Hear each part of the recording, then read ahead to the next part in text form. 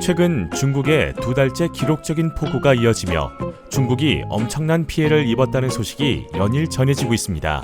이 무시무시한 폭우는 5월 29일부터 시작되어 광둥성, 안후이성, 구이저우성, 후베이성 등 중국 중남부 일대를 물바다로 만들었고 7월 현재까지도 이어지고 있는데요.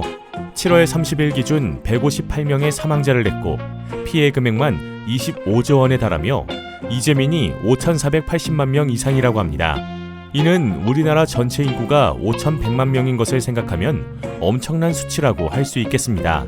불난 끝은 있어도 물난 끝은 없다는 속담을 실제로 보여주듯 중국 곳곳에 크고 작은 제방이나 댐이 무너져 마을 전체가 물에 잠기는 피해가 계속해서 이어지고 있는데요. 그 예로 안후이성은 인근 제방이 무너져 안후이성에 한때 최대 3m까지 물에 잠겼고 광시성도 마을 인근에 있는 댐이 무너져 물에 잠기는 등 많은 마을들이 직접적인 피해를 입었습니다.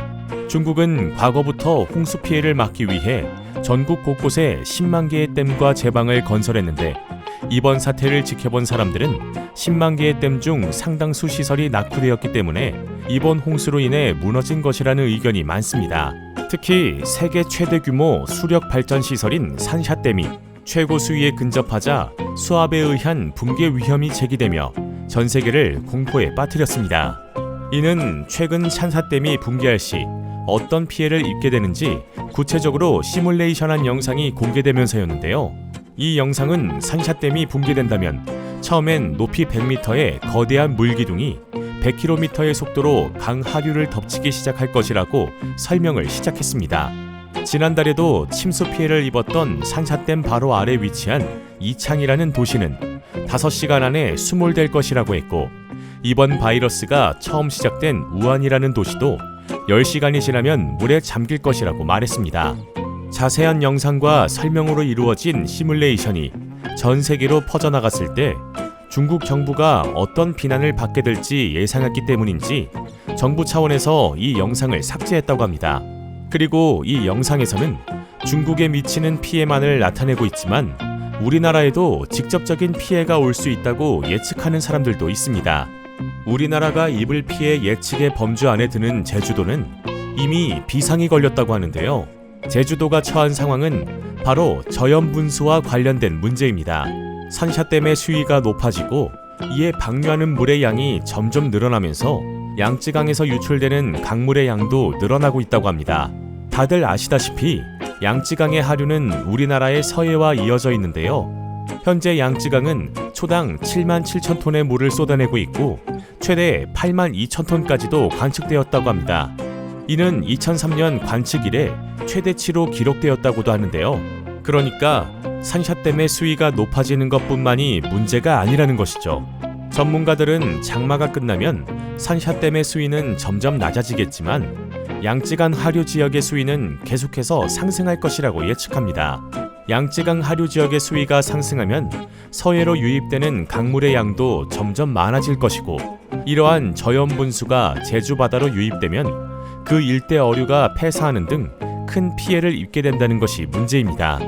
제주도는 1996년에도 중국발 저염분수가 어장을 덮쳐 184톤의 어패류가 폐사하며 59억 원의 피해를 본 적이 있고 2016년에도 엄청난 피해를 입은 과거가 존재합니다.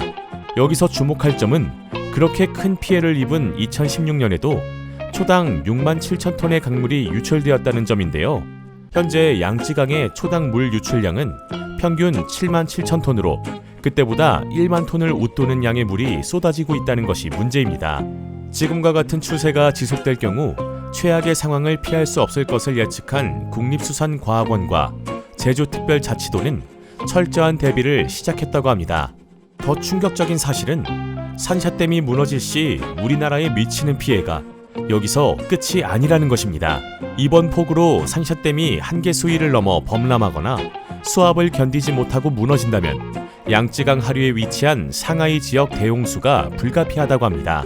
그런데 상하이 지역에는 9기의 원전이 위치하고 있고 이 지역에 원전 사고가 발생해 방사능이 유출되면 우리나라 제주 지역과 남해안이 직접적인 피해를 볼 것이며 일본까지도 영향을 줄 수 있다는 예측이 나온 상황입니다. 중국 당국은 이런 불안을 잠재우기 위해 안간힘을 쏟고 있는데요. 1만 2천 개의 모니터 장비로 실시간 안전을 확인하고 있다며 앞으로 100년은 끄떡없다고 장담했습니다. 중국 정부는 이런 입장을 내세우는 반면 산샤댐을 만든 장강 삼엽 집단공사에서 붕괴 위험은 없지만 이미 산샤댐이 수압 때문에 변형이 일어났다고 시인하며 중국 정부와 다른 입장을 보였습니다. 더불어 산샤댐을 건설하는 동안 크고 작은 부실공사 이야기가 오가기도 했고 건설사가 위험을 시인한 만큼 우리나라도 최악의 상황을 대비해야 한다는 목소리가 높아지고 있습니다. 하지만 산샤댐의 붕괴설은 비단 동아시아만의 문제가 아니었습니다. 이번 사태를 지켜본 남미도 댐 붕괴에 공포에 떨고 있다고 하는데요. 남미에는 중국의 자본과 기술로 건설된 댐이 있기 때문입니다. 일례로 콜롬비아 북부에는 콜롬비아 최대 규모의 댐인 이투왕고 댐이 존재하는데 이 댐을 건설할 당시 부실공사 의혹과 각종 비리 문제가 있었습니다. 당시 예정보다 사업비가 2배로 불려진 것은 물론이고 댐 완공 직전 집중호우로 인해 댐이 붕괴될 조짐을 보이면서 주변 주민들이 대피했던 사건이 남미의 중국에 대한 신뢰도 하락에 직접적 영향을 끼쳤던 것이죠. 또한 콜롬비아와 이웃한 나라인 에콰도르에는 코카코도 싱클레어라는 댐이 있는데 이것도 이투왕고 댐과 마찬가지로 중국이 책임지고 건설한 댐입니다. 그런데 막상 완공되고 나니 원래 계획했던 전력의 절반만이 생산되어 이를 이상하게 여긴 에콰도르는 조사에 들어갔고 댐 발전 설비에서 무려 7천여 개의 균열이 발견되어 충격을 주었습니다. 이 댐과 관련된 전 부통령, 장관 등의 높은 사람들이 뇌물수수 혐의로 줄줄이 잡혀 들어갔으며 아직도 인근 주민들은 댐이 붕괴될 위험 속에 살고 있다고 합니다. 이런 남미에게 구원의 손길을 내민 곳은 다름 아닌 대한민국이었는데요. 한국수자원공사는 14일 미주개발은행과 남미 지역 물, 에너지, 식량, 넥서스 적용방안 컨설팅이라는 사업의 계약을 체결했다고 밝혔습니다. 이 계약으로 한국은 향후 18개월 동안 남미의 다목적 댐 관리 기술과 노하우를 전수해줄 뿐만 아니라 이번 중국의 폭우처럼 향후 급변하는 기후변화에 대응할 수 있는 지속가능한 발전 방안을 컨설팅해주는 역할을 맡게 된다고 합니다. 남미 입장에서 보면 과거에도 이런 많은 문제들이 있었는데 중국을 믿고 가만히 기다릴 수만은 없었기에 한국과 손을 잡은 것이라고 할 수 있겠죠. 이렇게 중국에서 일어난 물난리로 전 세계가 공포에 떨고 있지만 정작 중국 정부는 100만 년 만에 최악의 홍수가 일어난다 해도 산샤댐은 끄떡없다며 여유 부리는 모습을 보니 기가 찰 따름입니다.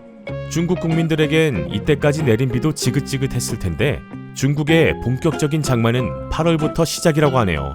중국 정부는 언제까지 여유를 부릴지 지켜봐야 할 것 같습니다. 이상 뉴스피드였습니다.